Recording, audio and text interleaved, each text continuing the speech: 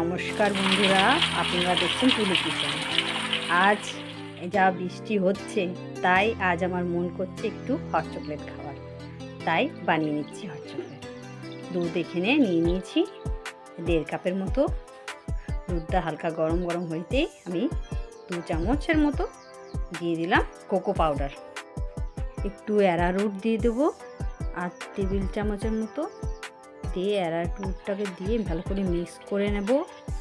এটাতে যাতে লাম্পস না হয়ে যায়, গ্যাসের আঁচ খুব কম করে নেব। এবার চিনিটা দিয়ে দেবো স্বাদ অনুসারে। আমি এখন 2 চামচ দিয়েছি, পরে লাগলে একটু দিয়ে দেবো। ভালো করে এটাতে নাড়তে হবে যাতে লাম্পসটা চলে যায়।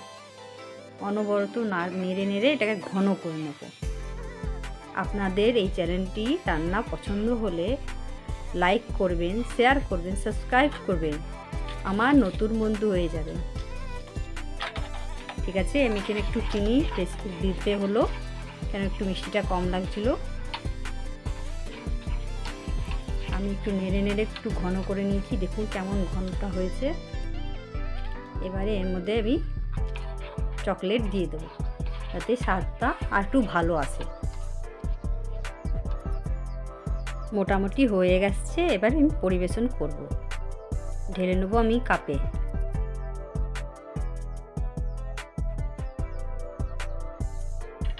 এর মধ্যে আমি একটু চকলেট কুচিয়ে রেখেছি, ওটা দিয়ে দেবো।